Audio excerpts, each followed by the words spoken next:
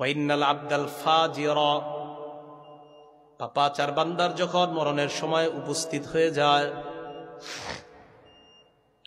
নাজালাত ইলাইহি মালাইকাতুম মিনাস সামা সুদুল ওয়ুজুহ, কালো ভয়ঙ্কর আকৃতি বিশিষ্ট অসংখ্য অগণিত ফেরেশতা উপস্থিত হয়।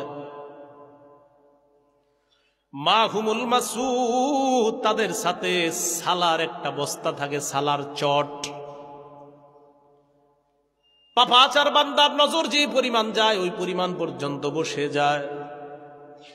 এক বর্ণনায় আসছে তার পা থেকে তারা বিভিন্ন জিনিস দিয়া প্রহার করা শুরু করে, মারা আরম্ভ করে, ভয়ঙ্কর ভাবে কষ্ট দিতে দিতে তার কোমর পর্যন্ত, এক পর্যায়ে বুক পর্যন্ত কষ্ট দেওয়া হয়। এইভাবে বসে থাকে সবাই।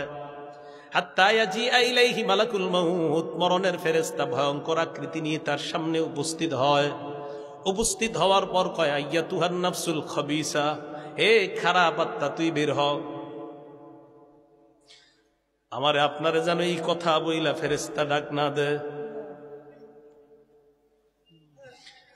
আইয়াতুহান নাফসুল খবিসা, হে খারাপ আত্মা বের হ। উখরুজি, তুই বের হ। রব্বির, এমন রবের দিকে ফেরেশতা বলবে তোর রব তোর প্রতি অসন্তুষ্ট। এই কথা বইলা যখন তার আত্মা বের করা হবে, হাদিসের মধ্যে আসছে একটা লোহা আপনি রুইয়ের মধ্যে ঢুকানোর পর ওই পশম গুলা, রুইগুলা খোলা যতটা কষ্টকর, লোহাটা বের করে আনা যেইভাবে কষ্টকর। আরেক বর্ণনায় প্রত্যেকটা পশমের গোড়ায় গোড়ায় যদি কাঁটা দিয়ে আঘাত করা হয়, এটা যেমন কষ্টকর, পাপাচারের আত্মাটা বের করার সময় তাকে এইভাবে কষ্ট দেওয়া হবে। আত্মা বের করার পর সামনের ফেরেশতারা বলবে, তাড়াতাড়ি সালার বস্তায় দিয়ে দাও। সবাই নাকটা অন্যদিকে রাখবে, সালার বস্তায় আত্মাটা নেয়। নেওয়ার পর এই আত্মা নিয়ে যখন রওনা হয়, রওনা করার সময় অন্য ফেরেশতারা বলবে, কার আত্মা কোথায় নিয়ে যাও? তাড়াতাড়ি আমাদের সামনে থেকে সরাও। কেন, তোমরা কিভাবে বুঝতে পারলা? কয়, এটার মতো দুর্গন্ধ আমরা আমাদের জীবনে কখনো এমন দুর্গন্ধ পাই নাই। আরে কার জানি এমন হয়ে যায়। এই আত্মা ফেরেশতারা বলবে, না এই দুর্গন্ধ সইতে পারি না, সরাও। আত্মা নিয়ে যখন প্রথম আসমানে যায়, যাওয়ার পর ফেরেশতারা যখন প্রথম আসমানের দরজা খুলবে, ওই মুহূর্তে আল্লাহ বলবে, ফেরেশতাদের দল, এই বান্দার আত্মা আসমানে উঠানোর কোনো প্রয়োজন নাই।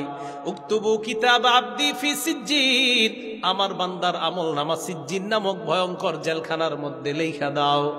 আমরা তার দেহটাকে কবরের মধ্যে দাফন করলাম। কবরে দাফন করার পর তার আত্মা যখন তার দেহের মধ্যে ঢুকিয়ে দেওয়া হবে, ফায়াতিয়াদিহি মালাকান, দুইজন ফেরেশতা ভয়ঙ্কর আকৃতি নিয়ে আসবে। তাফসীর ইবনে কাসীরের মধ্যে আসছে, তাকায় দেখবে তাদের মাথার চুলগুলা পায়ের মধ্যে পড়ছে, চোখগুলা বিশাল বড় বড় ভয়ঙ্কর, দুইটা চোখ দেখতে মনে হবে অনেকগুলা চোখের মতো। সামনে আসার পর ফায়াতিয়ানিহি, তাকে বসাবে। বসানোর পর ওই ব্যক্তি দেখাই অবস্থা খারাপ। ফেরেশতারা তার দিকে তাকায় বলবে, মার রব্বুকা, তোমার রবকে জবাব দাও। পাপাচার বান্দা বলবে, হা হা লা আদরি, আমার জানা নাই। ওয়ামা দীনুকা, তোমার ধর্ম কি, জবাব দাও। বলবে, হা হা লা আদরি, আমার জানা নাই। ওয়ামান হাদার রাজুলুল্লাযী বুইসা ফীকুম, এই মানুষটাকে চেনো? জবাব দিবে, আমার জানা নাই। এবার ফেরেশতারা বলবে, আলাম ইয়াতিকুম নাযীর, তোমাকে কি কেউ ভয় দেখায় নাই? তোমার যে মরণ হবে এই কথা কি তোমাকে কেউ বলে নাই? ওই ব্যক্তি বলবে, বলছে, তবে আমি কারো কথা শুনি নাই। এই ভয়ঙ্কর অবস্থা চলার পর আল্লাহর পক্ষ থেকে বলা হবে, আনকাযাবা আবদি, আমার বান্দা মিথ্যা বলছে। আর বান্দাকে প্রশ্ন করার কোনো প্রয়োজন নাই। পীরপুরের মানুষ, আপনাদের পায়ে ধরে বলি, আমি নিজেই টেনশন, আল্লাহ যেন আমার আপনার ব্যাপারে এটা না বলে, আমার বান্দা মিথ্যুক, এই কথা যেন আমাকে আপনাকে আল্লাহ না বলে। আমার বান্দা মিথ্যা কথা কয়। ফেরেশতাদেরকে বলবে, আফরিশুহু মিনান নার, তার কবরের মধ্যে জাহান্নামের বিছানা বিছায়া দাও। ওয়ালবিসুহু মিনান নার, তার শরীরে জাহান্নামের পোশাক পরায়া দাও। কোরআনে আল্লাহ কয় লাহুম মিন জাহান্নামা মিহাদ ওয়া মিন ফাওকিহিম গাওয়াশ। নিচে তাকায়া দেখবে আগুন আর আগুন, উপরে তাকায়া দেখবে কবরের ছাদটাও আগুন আর আগুন। বেনামাজি যদি হয়, হাদিসের মধ্যে আসছে কবরে রাখার পর দুই পাশ থেকে কবর এমন ভাবে চাপ দিবে হাত্তা তাখতালিফা আযলাউহু, তার দুই পাশের হাড্ডিগুলো একটা আরেকটার মধ্যে ঢুকে যাবে, কর্মর করে আওয়াজ হবে যারা নামাজ ছেড়ে দেয়। কত মাহফিল জীবনে শুনলেন, 500-1000 মাহফিলে গেছে এমন মানুষ পাওয়া যাবে, 200-300 মাহফিলে যায় মানুষ পাওয়া যাবে, কিন্তু 5 ওয়াক্ত নামাজ ওই মানুষটাও এখনো ধরে নাই। আল্লাহর নবী বলেন বেনামাজি যদি হয় ওই ব্যক্তিটা, তার কবরের মধ্যে ইউকাদু আলাইহি নার, ভয়ঙ্কর আগুন জ্বালায়া দেওয়া হবে। ওয়া ইউসাল্লাতু আলাইহি ফিল কবরি সুবান, কবরের মধ্যে বিশাল বড় একটা সাপ দেওয়া হবে। সাপটা কেমন? আইনাহু মিনান নার, নবী বলেন সাপের চোখ হবে আগুনের চোখ। ওয়া আসফারুহু মিন হাদিদ, সাপের নখ হবে লোহার। কত বড় সাপটা! নখের এক পাশ থেকে আরেক পাশে হাইটা যাবেন, একদিন সময় লাগবে। কামড় দিবে আপনাকে, কামড় দেওয়ার পর ইয়াগুসু সাবঈনা খরিফা, নিচেই যাবেন খালি, আবার উঠবেন, আবার কামড় দিবে। সাপ আপনার সাথে কথা বলবে আর বলবে আমার অনি রব্বি, আল্লাহ আমাকে আদেশ করেছেন কি তোমাকে দংশন করার জন্য। ফজর না পড়ার কারণে জোহর পর্যন্ত যেন তোমারে কামড়ায়, জোহর না পড়ার কারণে আসর পর্যন্ত যেন তোমাকে কামড়ায়, আসর না পড়ার কারণে মাগরিব পর্যন্ত যেন তোমাকে কামড়ায়, মাগরিব না পড়ার কারণে এশা পর্যন্ত যেন তোমাকে কামড়ায়।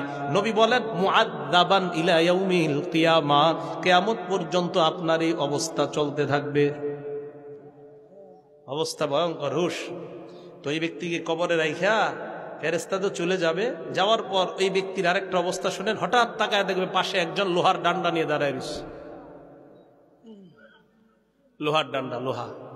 হাদিসে আসছে ওই ব্যক্তির আঘাত করবে, ইয়াসিহু সাইহাতান, এমন জোরে একটা চিৎকার মারবে, ইয়াসমাউহা কুল্লু শাইইন ইল্লা সাকালাইন, তার চিৎকারের আওয়াজ দুনিয়ার মানুষ আর জিন ছাড়া সবাই শুনতে পায়। গরু, ছাগল, হাঁস, মোরগ সবাই তারা চিৎকারের আওয়াজ শুনতে পাবে। এমন জোরে আঘাত করবে, তার আঘাতের কারণে গরু, ছাগল সবাই তার চিৎকারের আওয়াজ শুনতে পাবে, মানুষ এবং জিন ছাড়া। ভাই, ভাবনার সময় এখনই। আপনি চিন্তা করেন আপনি কি করবেন, আপনি কোথায় যাবেন, আপনার কবর থেকে কি শুরু হবে। হযরত উসমান গনি কবর দেখে এত কাঁদতেন, এত কাঁদতেন। ঘটনা কি, এত কাঁদেন কেন? উসমান গনি বলতেন ফাইন্নাজা মিনহু, আরে কবর থেকে যদি কেউ রেহাই পেয়ে যায়, ফামা বাদাহু আইসার, পরের ঘাটিগুলো তার জন্য সহজ। ওয়া ইনলাম ইয়ানজু মিনহু ফামা বাদাহু আশার, কবর থেকে যদি কেউ রেহাই না পায়, পরের ঘাটিগুলো তার জন্য বড় ভয়ঙ্কর হয়ে যাবে। এই জন্য কবর দেখলে আমি কান্দি।